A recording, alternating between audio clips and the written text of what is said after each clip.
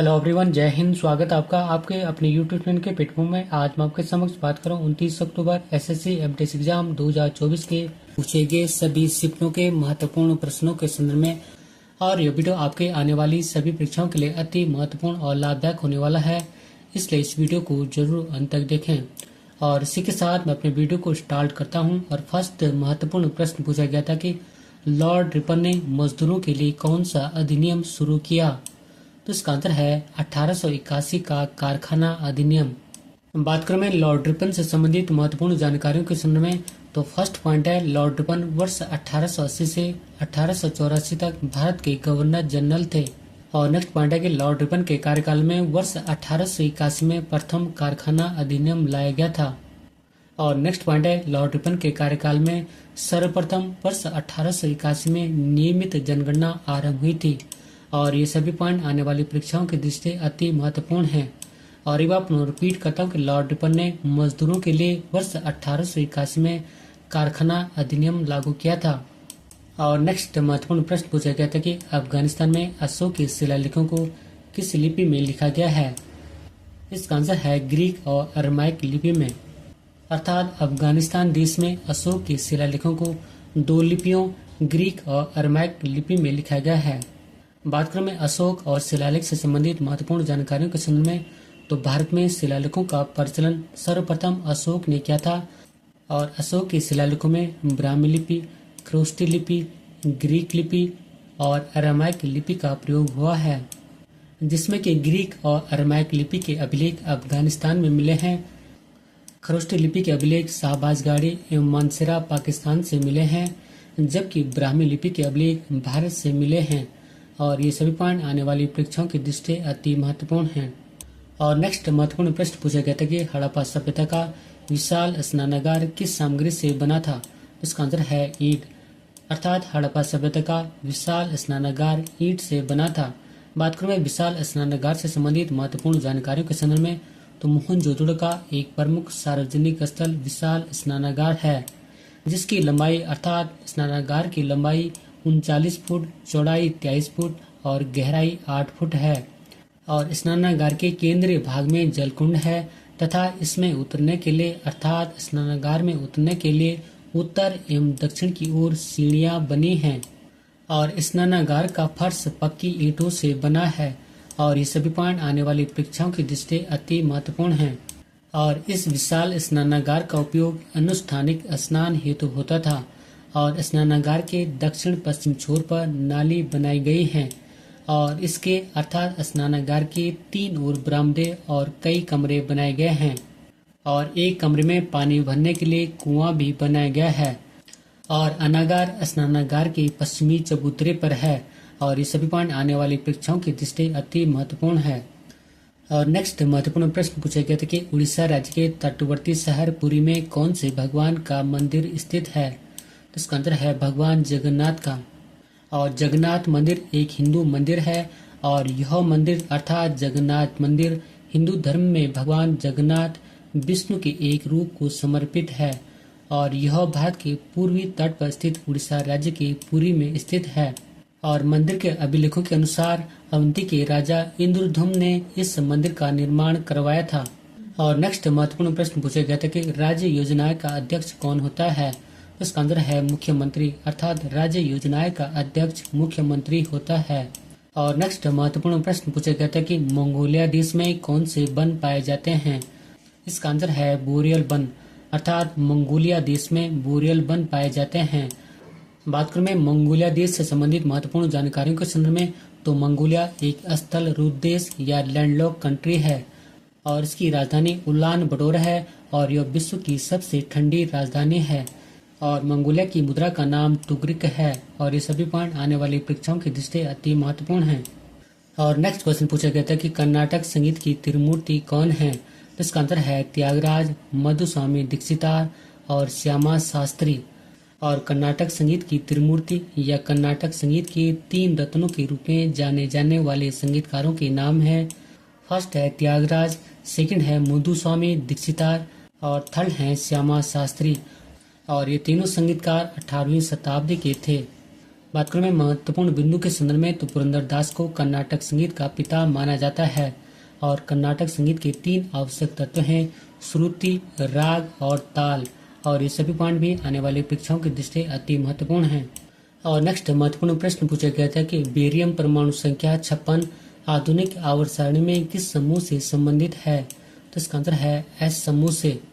अर्थात बेरियम परमाणु संख्या 56 आधुनिक आवर्त सारणी में एस समूह से संबंधित तत्व है। बात करें में एस समूह से संबंधित महत्वपूर्ण जानकारियों के संदर्भ में, यदि किसी तत्व का अंतिम इलेक्ट्रॉन एस कोश में प्रवेश करता है तो उसे एस समूह का तत्व कहते हैं। और आपवाव नियम के अनुसार बेरियम का इलेक्ट्रॉनिक विन्यास 2, 8, 8, 18, 18 और 32 है। और बेरियम तत्व का इलेक्ट्रॉनिक विन्यास है 1s2, 2s2, 2p6, 3s2, 3p6, 4s2, 3t10, 4p6, 5s2, 4t10, 5p6 और 6s2 है। और ये सभी पॉइंट आने वाली परीक्षाओं की दृष्टि अति महत्वपूर्ण हैं। बात करें आधुनिक आवर्त सारणी के संदर्भ में तो आधुनिक आवर्त सारणी में तत्वों को 4 श्रेणियों में वर्गीकृत किया गया है, जिसमें कि फर्स्ट है एस समूह, सेकंड है पी समूह, थर्ड है डी समूह और फोर्थ है एफ समूह। और नेक्स्ट महत्वपूर्ण प्रश्न पूछा गया था कि किस उच्च न्यायालय ने अर्थात किस हाईकोर्ट ने दुआरे राशन योजना को अवैध और राष्ट्रीय खाद्य सुरक्षा अधिनियम के खिलाफ घोषित किया है? इसका आंसर है कलकत्ता उच्च न्यायालय या कलकत्ता हाईकोर्ट ने। और कलकत्ता उच्च न्यायालय ने अर्थात कलकत्ता हाईकोर्ट ने टीएमसी सरकार द्वारा पश्चिम बंगाल राज्य में संचालित दुआरे राशन योजना को राष्ट्रीय खाद्य सुरक्षा अधिनियम के खिलाफ बताते हुए इस योजना को अर्थात दुआरे राशन योजना को अवैध घोषित कर दिया है। बात करें महत्वपूर्ण नोट पॉइंट के संदर्भ में तो पश्चिम बंगाल की मुख्यमंत्री ममता बनर्जी ने 16 नवंबर 2021 को दुआरे राशन योजना शुरू की थी। और नेक्स्ट महत्वपूर्ण प्रश्न पूछा गया था कि आंडाल दक्षिण भारत की एक महिला क्या थी? तो इसका आंसर है संत। बात करूं मैं आंडाल से संबंधित महत्वपूर्ण जानकारियों के संदर्भ में तो आंडाल दक्षिण भारत की एक महिला संत थी और वह अर्थात आंडाल 12 अलवार हिंदू कवि संतों में एकमात्र महिला अलवार संत थी। और आंडाल को कोथाई, नचियार और गोदा देवी के नाम से भी जाना जाता है और आंडाल को दक्षिण की मीरा भी कहा जाता है। और ये सभी पॉइंट भी आने वाली परीक्षाओं की दृष्टि अति महत्वपूर्ण हैं। और नेक्स्ट क्वेश्चन है कि अर्जुन सिंह ध्रुवे किस नृत्य से संबंधित हैं? तो इसका आंसर है बैगा नृत्य शैली से। अर्थात अर्जुन सिंह ध्रुवे बैगा नृत्य शैली से संबंधित हैं। और अर्जुन सिंह ध्रुवे को मध्य प्रदेश के बैगा नृत्य शैली में उनके योगदान के लिए वर्ष 2022 में पद्मश्री से सम्मानित किया गया था। और बैगा नृत्य रूप बैगा जनजाति का एक पारंपरिक नृत्य रूप है। और बैगा जनजाति मध्य प्रदेश में रहने वाला एक स्वदेशी समुदाय है। और नेक्स्ट क्वेश्चन है कि वर्ष 2011 की जनगणना के मुताबिक किस राज्य में सबसे ज्यादा बाल लिंगानुपात था? तो इसका आंसर है अरुणाचल प्रदेश। और वर्ष 2011 की जनगणना के अनुसार भारतीय राज्य में सबसे अधिक बाल या शिशु लिंगानुपात 972 अरुणाचल प्रदेश का है, जो कि भारतीय राज्यों में सबसे अधिक बाल लिंगानुपात है। और नेक्स्ट महत्वपूर्ण प्रश्न पूछा गया था कि वर्ष 2011 की जनगणना के अनुसार भारत की जनसंख्या कितनी है? तो इसका आंसर है 1.21 बिलियन। और वर्ष 2011 की जनगणना के अनुसार भारत की कुल जनसंख्या 1,21,08,54,977 है, जिसमें कि पुरुषों की संख्या 62,32,70,258 है और यह कुल जनसंख्या का 51.47% है। और जबकि महिला जनसंख्या 58,75,84,719 है और यह कुल जनसंख्या का 48.53% है। बात करूं मैं महत्वपूर्ण नोट पॉइंट के संदर्भ में तो वर्ष 2011 की जनगणना के अनुसार भारत की कुल जनसंख्या विश्व की जनसंख्या का 17.5% है। और नेक्स्ट क्वेश्चन है कि वर्ष 1927 में ब्रुसेल्स में दलित राष्ट्रवादियों की राष्ट्रीय कांग्रेस सम्मेलन में किसने भाग लिया था? इसका आंसर है जवाहरलाल नेहरू ने। साम्राज्यवाद और औपनिवेशिक उत्पीड़न के खिलाफ लीग ऑफ नेशन के तत्वावधान में ब्रुसेल्स में 10 फरवरी 1927 को यह सम्मेलन हुआ था और ब्रुसेल्स बेल्जियम की राजधानी है। और नेक्स्ट क्वेश्चन पूछा गया था कि आईसीसी हॉल ऑफ फेम में शामिल होने वाली पहली भारतीय महिला क्रिकेटर कौन है? तो इसका आंसर है डायना एडोल्जी। अर्थात आईसीसी हॉल ऑफ फेम में शामिल होने वाली पहली भारतीय महिला क्रिकेटर डायना एडोल्जी हैं, जबकि हॉल ऑफ फेम में शामिल होने वाली दूसरी भारतीय महिला क्रिकेटर नीतू डेविड हैं। बात करूं मैं आईसीसी हॉल ऑफ फेम के संदर्भ में, तो आईसीसी अर्थात अंतर्राष्ट्रीय क्रिकेट काउंसिल दिग्गज खिलाड़ियों की उपलब्धियों को पहचान कर उन्हें हॉल ऑफ फेम से सम्मानित करता है। और नेक्स्ट महत्वपूर्ण प्रश्न है कि वायुमंडल की सबसे निचली परत कौन सी है? तो इसका आंसर है क्षोमंडल। अर्थात वायुमंडल की सबसे निचली परत क्षोमंडल है। बात करें वायुमंडल की सभी परतों के संदर्भ में, तो जैसे कि सबसे निचली परत है क्षोमंडल, उसके ऊपर है समताप मंडल, उसके ऊपर है मध्य मंडल, उसके ऊपर है आयन मंडल और सबसे ऊपरी परत है वायुमंडल। और इन सभी परतों को याद करने की ट्रिक है क्षण से मैं आया बाहर। और इसमें क्षण का अर्थ है क्षोमंडल, से का अर्थ है समताप मंडल, में का अर्थ है मध्य मंडल, आय का अर्थ है आयन मंडल और बाहर का अर्थ है बाह्य मंडल। इस प्रकार इन सभी परतों को याद करने की ट्रिक है क्षण से मैं आया बाहर। और जैसे कि ये पृथ्वी है और ये वायुमंडल है, और वायुमंडल की सबसे निचली परत है क्षोमंडल, उसके बाद है समताप मंडल, उसके बाद है मध्य मंडल, उसके बाद है आयन मंडल और सबसे बाहरी परत है बाह्य मंडल।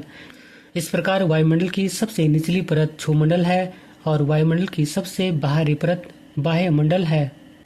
और नेक्स्ट महत्वपूर्ण प्रश्न पूछा गया था कि भारत ने शूटिंग में अर्थात निशानेबाजी में किस वर्ष पहला स्वर्ण पदक जीता था? तो इसका आंसर है वर्ष 2008 में। अर्थात भारत ने शूटिंग में अर्थात निशानेबाजी में वर्ष 2008 में पहला स्वर्ण पदक जीता था। और वर्ष 2008 बीजिंग ओलंपिक में अभिनय बिंद्रा ने निशानेबाजी अर्थात शूटिंग में पहला स्वर्ण पदक जीता था। और नेक्स्ट क्वेश्चन पूछा गया था कि मंगला तेल क्षेत्र राजस्थान में कहाँ स्थित है? तो इसका आंसर है बाड़मेर में। अर्थात मंगला तेल क्षेत्र राजस्थान के बाड़मेर में स्थित है। और वर्ष 2004 में राजस्थान के बाड़मेर जिले में मंगला तेल क्षेत्र की खोज की गई थी। और नेक्स्ट क्वेश्चन पूछा गया था कि द सारी शॉप उपन्यास के लेखक कौन हैं? तो इसका आंसर है रूपा बाजवा। अर्थात द सारी शॉप उपन्यास के लेखक रूपा बाजवा हैं। और नेक्स्ट क्वेश्चन पूछा गया था कि वेदांता सत्यनारायण शर्मा किस नृत्य से संबंधित हैं? तो इसका आंसर है कुचिपुड़ी से। और कुचिपुड़ी आंध्र प्रदेश राज्य का शास्त्रीय नृत्य है। और नेक्स्ट क्वेश्चन है कि लॉन फॉक्स डांसिंग किसकी आत्मकथा है? तो इसका आंसर है रस्किन बॉन्ड की। और lone fox dancing Ruskin Bond की आत्मकथा है। बात करूं मैं रस्किन बॉन्ड की महत्वपूर्ण पुस्तकों के संदर्भ में, तो जैसे कि फर्स्ट है लैंडोर डेज, सेकंड है the room of roof, third है डेड ऑफ इनोसेंस, फोर्थ है द इंडियन घोस्ट, फिफ्थ है रोड टू मसूरी, सिक्स है डेली इज नॉट फॉर, और सेवन है looking for the rainbow, eight है falling in love again, nine है access from water life और 10 है बुक ऑफ नेचर और ट्रीज स्टिल ग्रो देहरा। और नेक्स्ट क्वेश्चन है कि बिंदुसार मौर्य वंश का शासक कब बना? तो इसका आंसर है 297 ईसा पूर्व में। अर्थात बिंदुसार मौर्य वंश का शासक 297 ईसा पूर्व में बना था। बात करें मैं मौर्य वंश से संबंधित महत्वपूर्ण जानकारियों के संदर्भ में, तो बिंदुसार ने 297 ईसा पूर्व से 273 ईसा पूर्व तक शासन किया था और चंद्रगुप्त मौर्य मौर्य वंश का संस्थापक था। और बिंदुसार चंद्रगुप्त मौर्य का उत्तराधिकारी था। और बिंदुसार की माता का नाम दुर्धरा था। और बिंदुसार को अमित्रघात भी कहा जाता है। और अमित्रघात का अर्थ है कि शत्रुओं का नाश करने वाला। और बिंदुसार आजीवक संप्रदाय का अनुयायी था। और बिंदुसार को वायु पुराण में भद्रसार और जैन साहित्य में सिंहसेन कहा गया है। और यूनानी लेखकों ने इसे अर्थात बिंदुसार को अबिलुचेटस और अमित्रोकेटीज कहा है। और बिंदुसार की मृत्यु के बाद अशोक मगध के सिंहासन पर बैठा, अर्थात बिंदुसार का उत्तराधिकारी अशोक था। और इस प्रकार चंद्रगुप्त मौर्य का उत्तराधिकारी बिंदुसार और बिंदुसार का उत्तराधिकारी अशोक हुए थे। और नेक्स्ट क्वेश्चन है कि महिला आरक्षण बिल 2023 कब आया? तो इसका आंसर है 19 सितंबर 2023 को। बात करें मैं महिला आरक्षण विधेयक से संबंधित महत्वपूर्ण जानकारियों के संदर्भ में, तो इस महिला आरक्षण विधेयक को 19 सितंबर 2023 को संसद में चल रहे विशेष संसद सत्र के दौरान लोकसभा में पेश किया गया था। और इस महिला आरक्षण बिल का नाम नारी शक्ति बंधन अधिनियम रखा गया है। और इस महिला आरक्षण बिल द्वारा लोकसभा और राज्यों की विधानसभा में महिलाओं को 1/3 अर्थात 33% आरक्षण का प्रावधान किया गया है। बात करूं मैं महत्वपूर्ण नोट पॉइंट के संदर्भ में तो विधान परिषद और राज्यसभा से इसका अर्थात महिला आरक्षण बिल का कोई संबंध नहीं है और इस विधेयक को अर्थात महिला आरक्षण विधेयक को केंद्रीय कानून मंत्री अर्जुन राम मेघवाल ने 128वें संविधान संशोधन विधेयक और 106वां संविधान संशोधन अधिनियम 2023 के रूप में संसद में पेश किया था और ये सभी पॉइंट आने वाली परीक्षाओं की दृष्टि अति महत्वपूर्ण हैं। और नेक्स्ट क्वेश्चन है कि साइक्लोहेक्सेन किस प्रकार का यौगिक है, तो इसका आंसर है कार्बनिक यौगिक और साइक्लोहेक्सेन का रासायनिक सूत्र C6H12 है और हेक्सेन का अर्थ 6 होता है। इस प्रकार साइक्लोहेक्सेन का रासायनिक सूत्र C6H12 है और यह अर्थात साइक्लोहेक्सेन रंगहीन एवं चक्रीय संतृप्त कार्बनिक यौगिक होता है। और नेक्स्ट क्वेश्चन है कि फिल्म दामिनी में कौन सी अभिनेत्री है, तो इसका आंसर है मीनाक्षी शेषाद्री और फिल्म दामिनी वर्ष 1993 की भारतीय हिंदी भाषा की अपराध ड्रामा फिल्म है और जिसका निर्देशन और सह-लेखन राजकुमार संतोषी ने किया है और इसमें मीनाक्षी शेषाद्री ने ऋषि कपूर, सनी देओल और अमरीश पुरी के साथ मुख्य भूमिका निभाई है। और अगला क्वेश्चन है कि हीरालाल सामरिया किस पद पर हैं, तो इसका आंसर है मुख्य सूचना आयुक्त और ये भारत के 12वें मुख्य सूचना आयुक्त हैं और ये 6 नवंबर 2023 को मुख्य सूचना आयुक्त बने थे और हीरालाल सामरिया भारत के पहले दलित मुख्य सूचना आयुक्त बने हैं। बात करूं मैं केंद्र सूचना आयोग या सेंट्रल इंफॉर्मेशन कमीशन संबंधित महत्वपूर्ण जानकारियों के संदर्भ में, इसका गठन 12 अक्टूबर 2005 को हुआ था और इसका मुख्यालय नई दिल्ली में स्थित है और भारत के प्रथम मुख्य सूचना आयुक्त वजाहत हबीबुल्ला थे और CIC अर्थात केंद्र सूचना आयोग की प्रथम महिला मुख्य सूचना आयुक्त दीपक संधू थी और यह एक गैर संवैधानिक निकाय है अर्थात संविधान में इसका कहीं भी उल्लेख नहीं किया गया है और भारत के मुख्य सूचना आयुक्त की नियुक्ति भारत के राष्ट्रपति करते हैं और ये सभी पॉइंट आने वाली परीक्षाओं की दृष्टि अति महत्वपूर्ण है। और नेक्स्ट क्वेश्चन है कि थियोसॉफिकल सोसाइटी की स्थापना कहाँ की गई, इसका आंसर है 1875 में संयुक्त राज्य अमेरिका के न्यूयॉर्क शहर में। अर्थात थियोसॉफिकल सोसाइटी की स्थापना 1875 में संयुक्त राज्य अमेरिका के न्यूयॉर्क शहर में की गई थी। बात करूं मैं थियोसॉफिकल सोसाइटी से संबंधित महत्वपूर्ण जानकारियों के संदर्भ में, तो थियोसॉफिकल सोसाइटी की स्थापना एक रूसी महिला मैडम HP ब्लाटस्की और अमेरिकी सैनिक अधिकारी कर्नल अलकाट के द्वारा वर्ष 1875 में न्यूयॉर्क अमेरिका में की गई थी और इस सोसाइटी ने अर्थात थियोसॉफिकल सोसाइटी ने वर्ष 1882 में मद्रास के पास अड्या नामक स्थान पर मुख्यालय स्थापित किया जो बाद में इसका अंतर्राष्ट्रीय कार्यालय बना। और एक बार पुनः रिपीट करता हूँ कि थियोसॉफिकल सोसाइटी ने वर्ष 1882 में भारत के मद्रास के पास अड्या नामक स्थान पर अपना मुख्यालय स्थापित किया था जो कि बाद में इसका अंतर्राष्ट्रीय कार्यालय स्थापित हुआ और वर्ष 1889 में श्रीमती एनी बेसेंट इस सोसाइटी की अर्थात थियोसॉफिकल सोसाइटी की सदस्य बनी और वर्ष 1893 में भारत आकर उन्होंने अर्थात श्रीमती एनी बेसेंट ने थियोसॉफिकल सोसाइटी के लिए सर्वाधिक सक्रिय भूमिका निभाई थी। और नेक्स्ट क्वेश्चन पूछा गया था कि लालबाग फ्लावर शो कहाँ आयोजित किया जाता है, तो इसका आंसर है बेंगलुरु के लालबाग बोटनिकल गार्डन में और लालबाग फ्लावर शो बेंगलुरु कर्नाटक के लालबाग बोटनिकल गार्डन में होता है।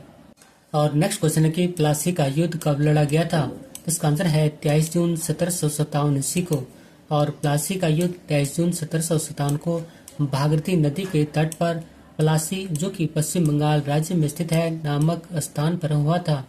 अर्थात प्लासी का युद्ध प्लासी नामक स्थान पर हुआ था और यह युद्ध ब्रिटिश ईस्ट इंडिया कंपनी और बंगाल के नवाब सिराजुद्दौला के मध्य हुआ था और रॉबर्ट क्लाइव के नेतृत्व में कंपनी की सेना ने अर्थात ब्रिटिश ईस्ट इंडिया कंपनी की सेना ने नवाब अर्थात बंगाल के नवाब सिराजुद्दौला को हराया था और ये सभी पॉइंट आने वाली परीक्षाओं की दृष्टि अति महत्वपूर्ण है। और नेक्स्ट क्वेश्चन पूछा गया था कि कौन सा अनुच्छेद अंतर्राष्ट्रीय शांति और सुरक्षा को बढ़ावा देता है, तो इसका आंसर है भारतीय संविधान का अनुच्छेद 51 अर्थात संविधान का अनुच्छेद 51 अंतर्राष्ट्रीय शांति और सुरक्षा को बढ़ावा देता है। और नेक्स्ट क्वेश्चन पूछा गया था कि संघ और राज्य का उल्लेख संविधान के किस भाग में है, तो इसका आंसर है भाग 11 में और संघ और राज्यों के बीच संबंधों का उल्लेख या संघ और राज्यों का उल्लेख संविधान के भाग 11 और अनुच्छेद 245 से अनुच्छेद 263 तक हुआ है।